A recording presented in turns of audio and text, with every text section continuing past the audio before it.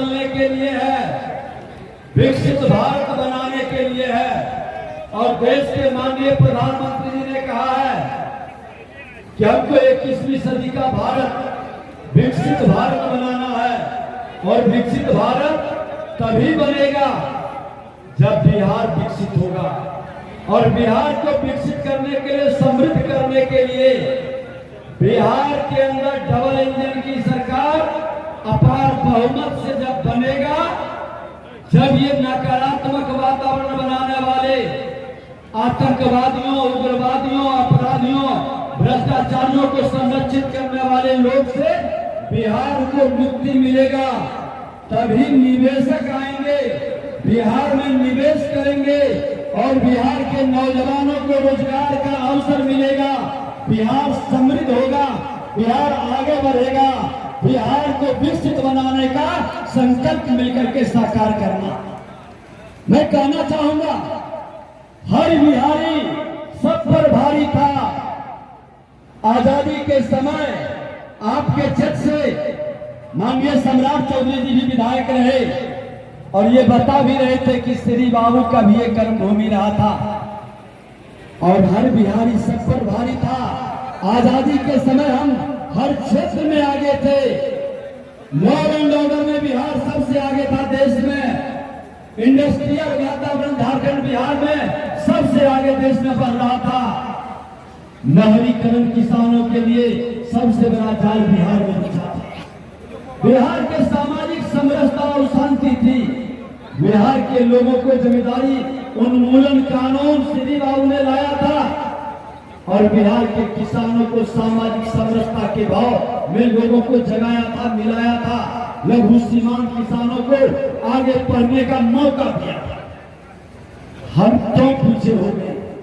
आज देश के अंदर कई राज्य हमसे बहुत पीछे था, आगे बढ़ गया और बिहार पीछे होते क्यों चला गया? अरे ये तो सौभाग्य है कि सरदार अटल बिहारी वाजपेयी जी ने बिहार के जंगल राज से मुक्ति के लिए बिहार के माननीय मुख्यमंत्री नीतीश कुमार जी को केंद्र में मंत्री थे, कहा कि जाके बिहार में सुशासन स्थापित करो, बिहार के सामाजिक समरसता को मजबूती प्रदान करो। और वो केंद्रीय मंत्री से हट करके आके बिहार में मुख्यमंत्री के रूप में एनडीए की 2005 से 10 की सरकार जो जंगल राज से लड़ाई लड़ा था, जंगल राज से मुक्त किया, बिहार के विकास की गति को बढ़ाया, अपराधियों के गति को रोक दिया, अपराधियों को बिहार से बाहर किया।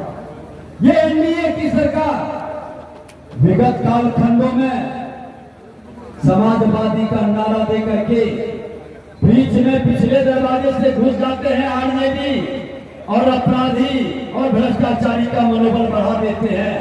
लेकिन माननीय मुख्यमंत्री जी ने कहा कि इसका नेचर सिग्नेचर नहीं बदलता है। सदन में भी उन्होंने कहा कि नेचर सिग्नेचर बदलता नहीं है।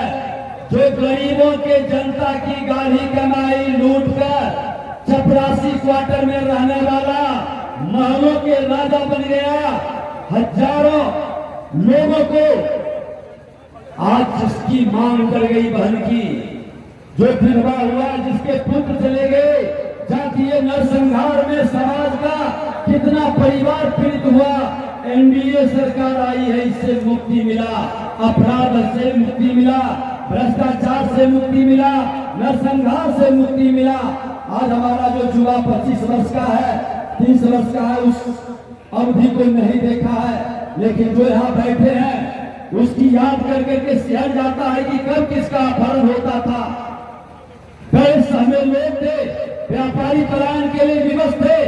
ये वातावरण आपने 17 महीने की सरकार में किस तरह से अपराधियों का मनोबल बढ़ा। आपके खगड़िया के अंदर 2-2, 3-3 बार हमें आया, जब आंसू यहाँ के व्यापारियों का बढ़ाया गया। एक ही साथ कई लोगों की हत्या, आज समस्तीपुर के अंदर, खगड़िया के अंदर, बगल में मुंगेर हो, बेगूसराय हो, अपराधियों का मनोबल क्यों बढ़ा? मैं एक ही चीज से बताना चाहूंगा कि पिछले बार रामनवमी में कितना तनाव था। कई जिले के अंदर पत्थर पत्थर बरसाए गए, लाठी चली, गोली चला, और जो बेचारे रामनवमी का जुलूस लेकर के शाम के गुण जा रहे थे, उस पर FIR कर दिया, उसको जेल में बंद कर दिया। कौन आता था इस तरह के वातावरण में बिरंगा रहा था? अरे भगवान राम जय श्री राम का नारा अपने घर में लगाते थे, अपने लोगों के बीच लगाते थे, उस पर पत्थर क्यों बरसता था? क्यों इस तरह के मानसिकता बनाता था? वही बिहार के मुख्यमंत्री नीतीश कुमार जी थे, वही शासन और प्रशासन था। और अभी 4 दिन पहले रामनवमी आया, शांति से निकल गया, ढोल बाजा भी बजा, जय श्री राम का नारा भी लगा, लेकिन कोई दंगाई का हिम्मत नहीं हुआ कि पत्थर बरसाते। आखिर क्यों पत्थर नहीं बरसा?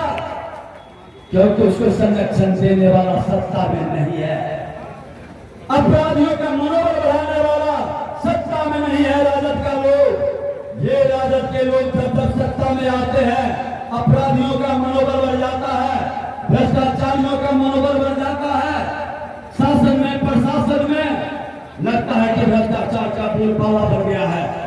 ये व्यवस्था को बदलनी है, माफियाओं के राज को खत्म करनी है और सनातन के संस्थानों को मान